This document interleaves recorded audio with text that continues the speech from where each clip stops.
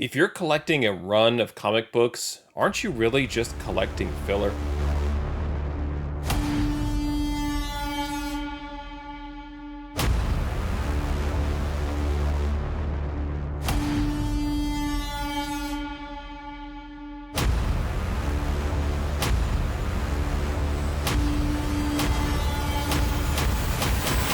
Hey there, today I have an unboxing video, and in this video I'm going to open up some comic books that I won at auction recently from Infinity Comics on the platform HipComic.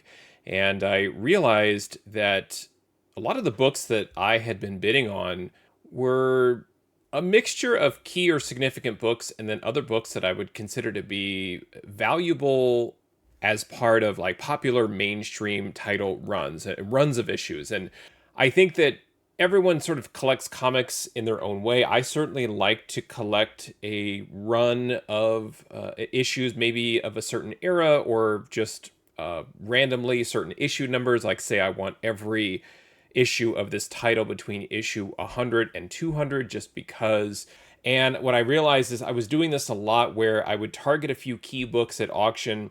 And then I was just looking at all of the other books and saying, well, if they are maybe not at a price or at a specific bid that I feel like is kind of worthy of that book's value, it's undervalued, then I would go ahead and place a bid. And I was winning a lot of these types of books where, let's say, the fair market value of this maybe late Silver Age, early Bronze Age book in mid-grade condition is about $20, and I was winning it at auction for somewhere between like 12 and 14. And I was thinking, hey, I'm getting these good deals and I'm getting, a lot of value added to my collection.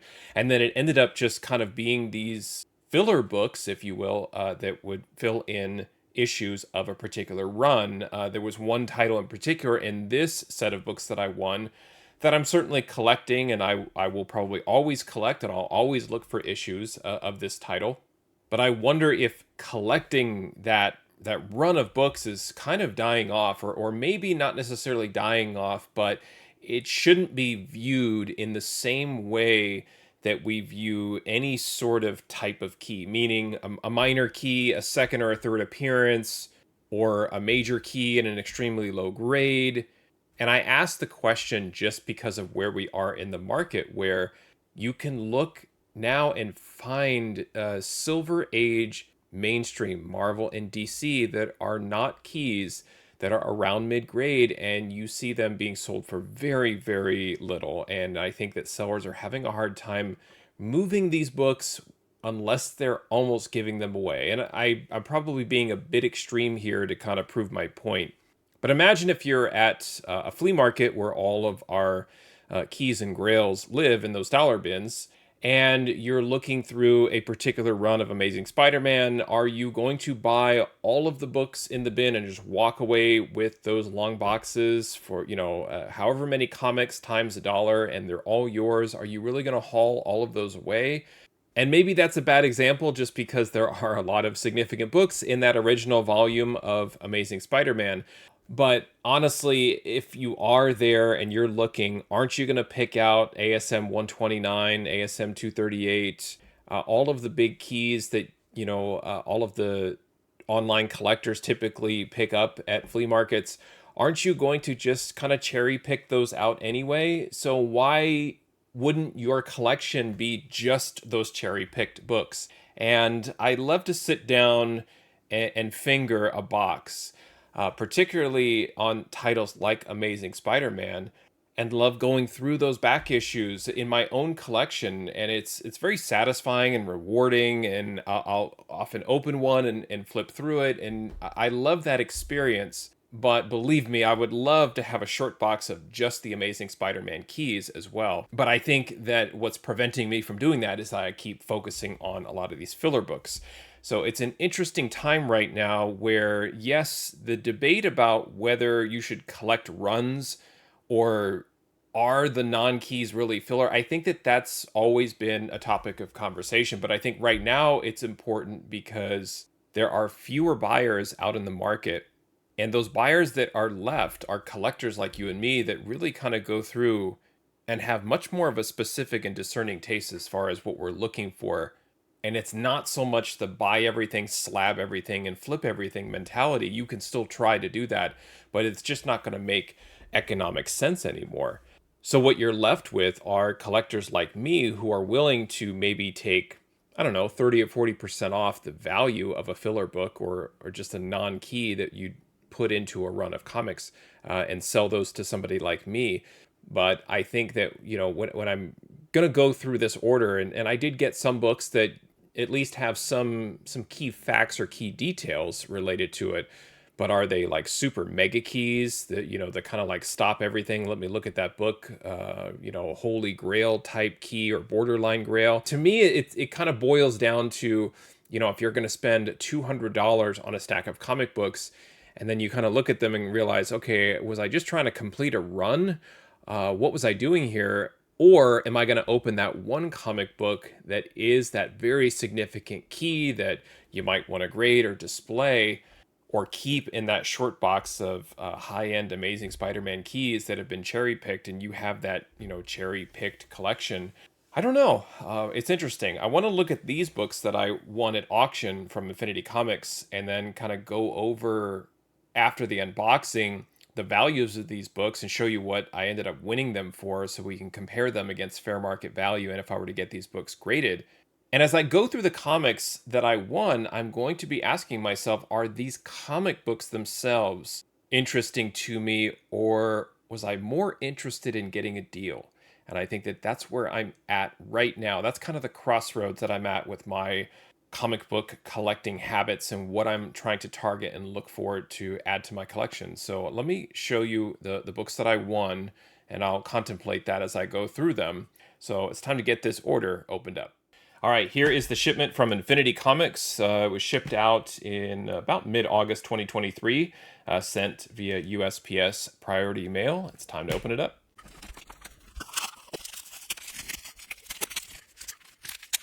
All right, here we go. Here are the comics that I won at auction. The first book is Where Monsters Dwell, #2. I think in general I prefer the DC horror Bronze Age or late Silver Age, but picked this up for the Jack Kirby cover, and I thought it was a pretty good price. It's probably a mid-grade copy. I also see that there's some sort of smudging, or there's something right there between the T and H. I don't know what that is, but that's on the comic itself, so it's probably somewhere around a 4 or 4.5, and that is just like the item number. It's not $175 for this book, but probably in the category of filler that I was talking about earlier. Next up is something that's not filler to me anyway. It's Web of Spider-Man #32. This is the awesome cover by Mike Zeck, part of the Kraven's Last Hunt storyline. This is part 4, Resurrection. This book, actually, it's always been cool. It's always been valuable. It's been such a collected and sought-after cover, but it was recently homaged by Elizabeth Tork on an Amazing Spider-Man 1 in 50 cover. And a lot of times when a cover is homaged, the original cover gets some attention, so it's kind of picking up a little bit of steam again.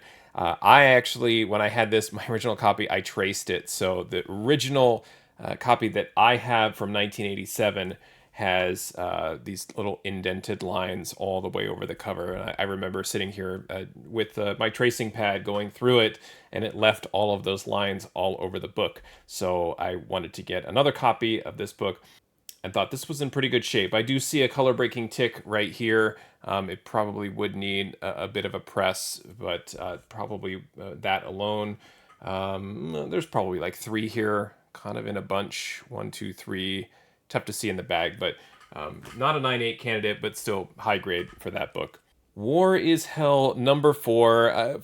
Again, this isn't a key by any means, but picked it up mainly for the 20-cent cover and the fact that I got it at such a good deal. Probably around a mid-grade, somewhere in the 4.0 to 6.0 range.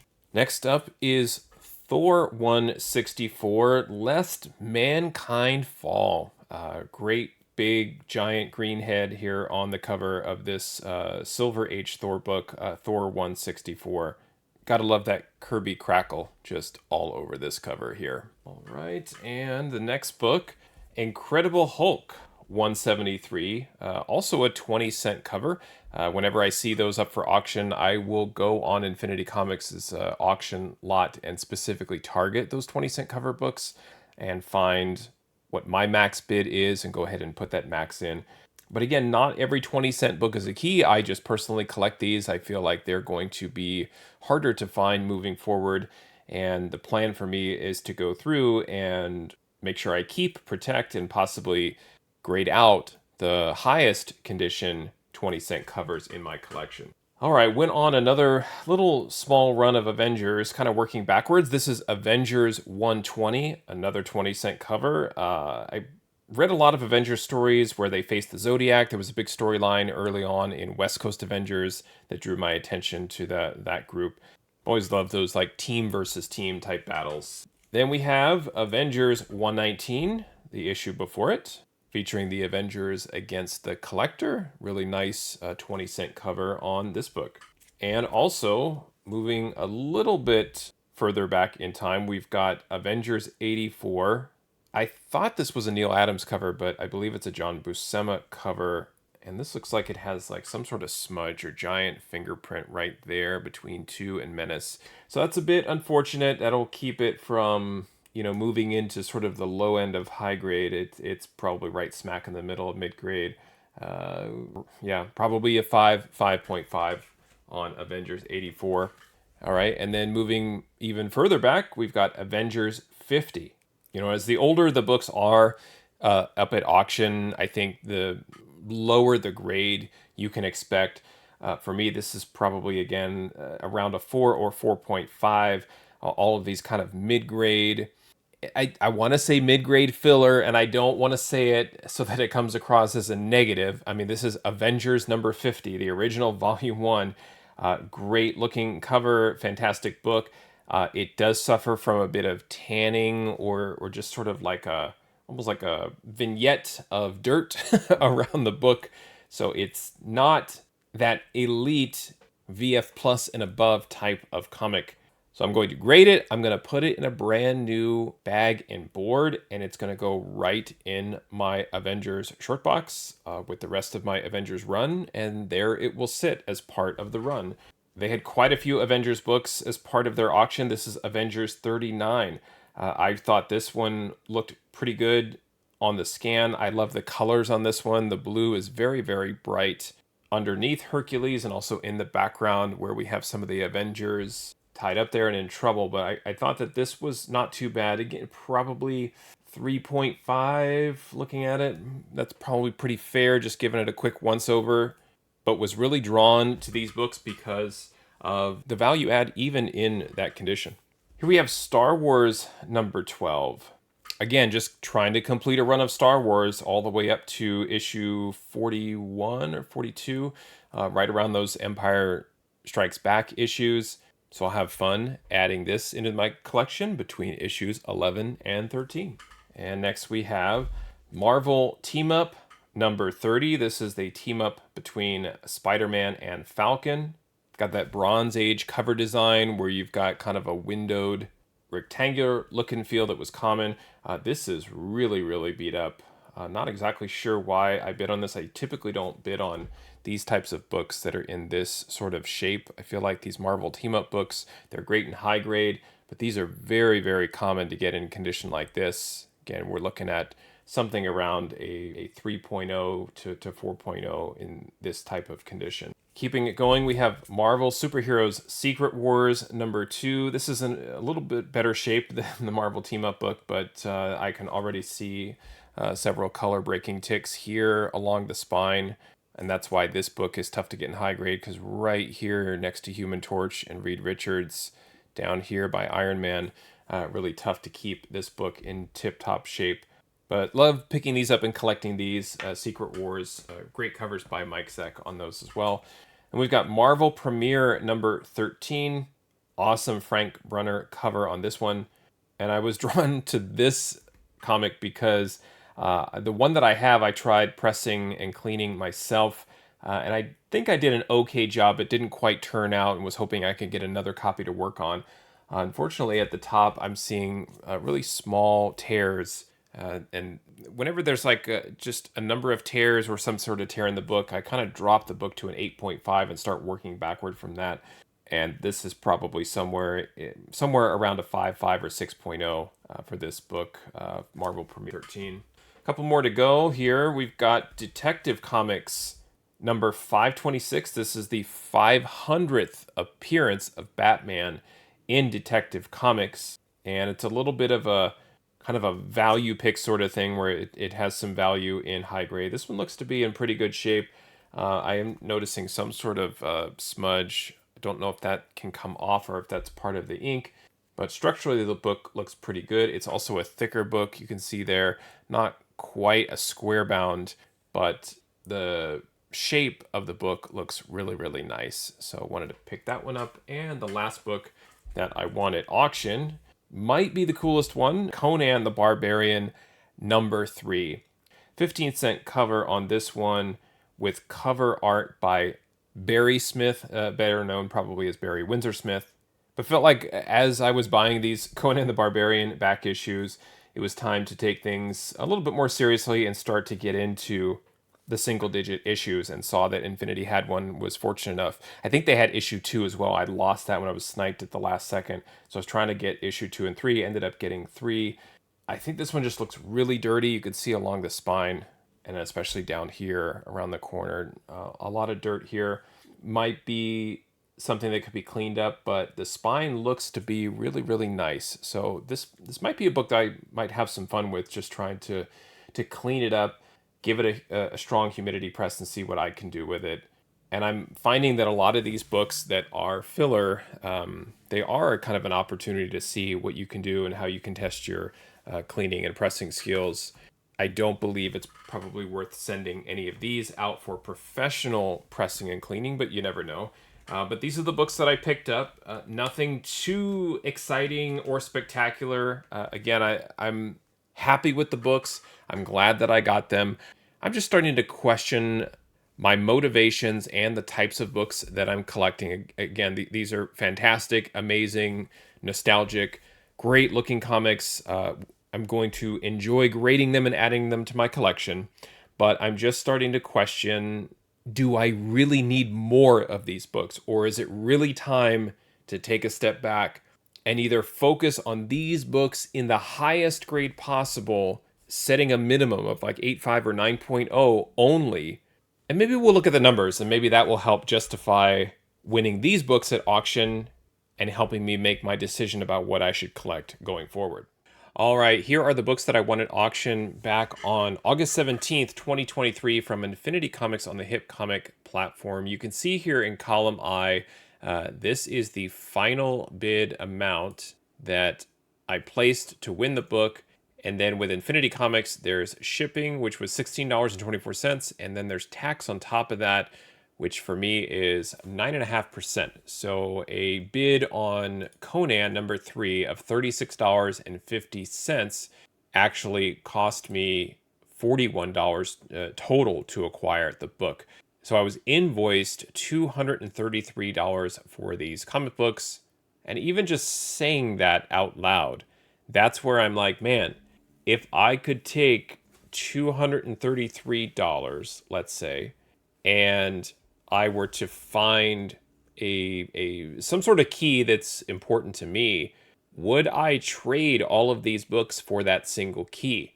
Exactly as they are, in the condition that they're in. So all of these like 4.0 to 7.0-ish type books that are listed in fine, very fine, fine plus, and so forth.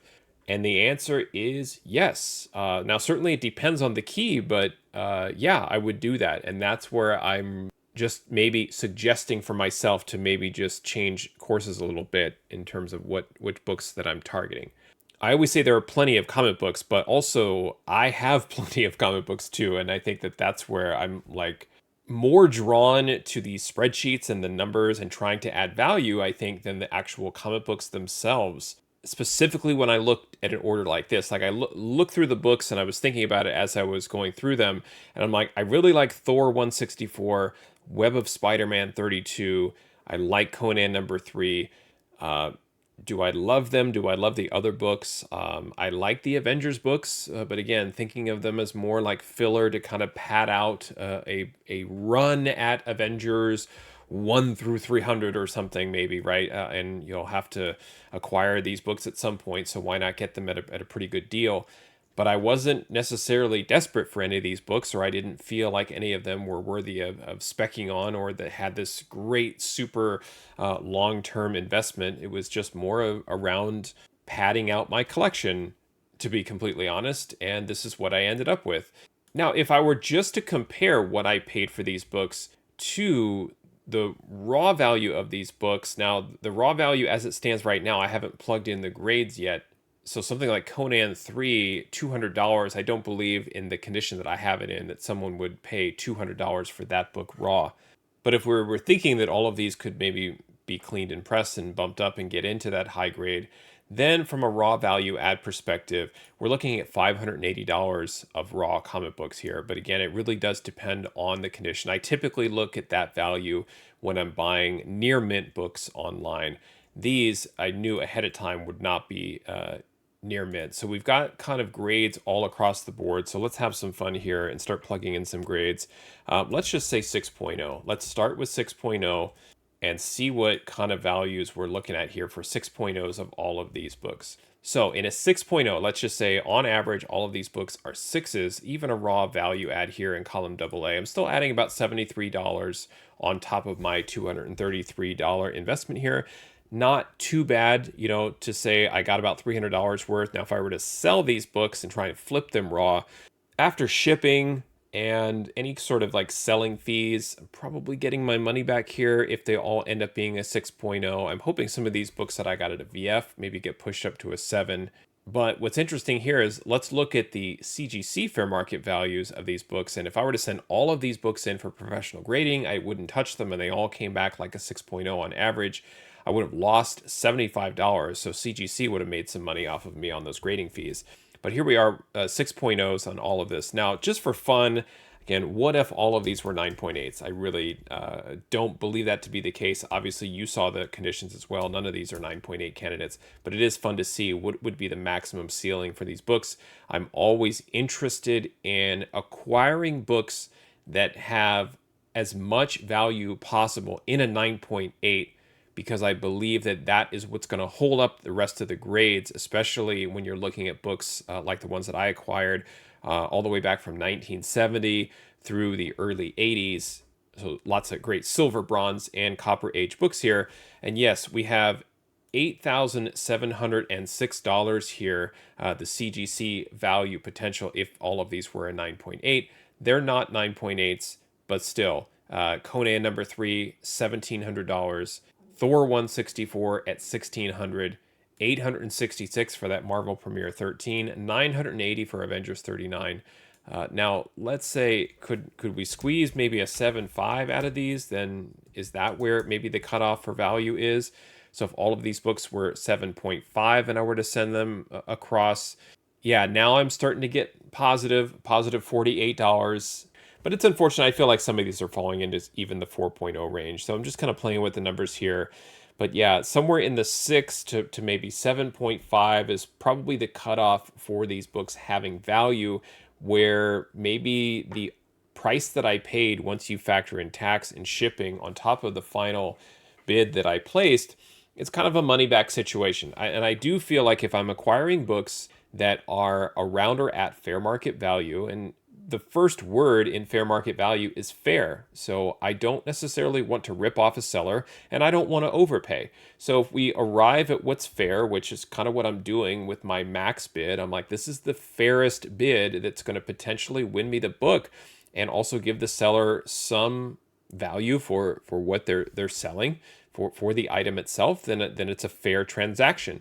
But I like to compare these comic books in the condition that they're in against an order that I would have possibly placed with Mile High Comics. And if I were to spend $233, I'm probably only going to be able to get somewhere between 3 to 6 comics from Mile High. But then you look at those books and you see that they're just a grade or two away from being a 9.8 candidate, and they're in that high grade, or maybe one 9.8 slips in there. But if it's not a 9.8, you're still looking at books that have very, very, very minor wear and tear on it, whereas these books have been loved. And some of them really do need some sort of bath or wipe down of some kind, typical of comic books of this age. And there's just part of me that's like, oh, I love high grade so much that that's part of what I define as filler, is books that might be significant. They may be classic. They might be books from your childhood. They might be books that you've seen many times, you've always wanted, but when they're in that low to mid grade, if they're not like a standout, desirable high end key, they kind of become filler for me. And I think that that's where I'm not as interested in collecting these books anymore. And I think that I'm going to start changing my habits a bit and looking more for either graded versions of these books, or focus on maybe saving my money and splurging on more orders like what I would typically place with Mile High for high end, high condition comics. Let me know what you think. I'm kind of going through maybe a crossroads or some evaluation of how I'm collecting. Have your collecting habits changed recently? Has anything forced you to change your habits? I'd love to hear your story, if you wouldn't mind leaving a comment on this video. And if you like what I do here, please consider becoming a Moneyball Comics channel member, where you can get early access to videos and also check out my members only videos. And you'll also be eligible for my monthly giveaway. Thanks for watching. Happy collecting, and see you next time.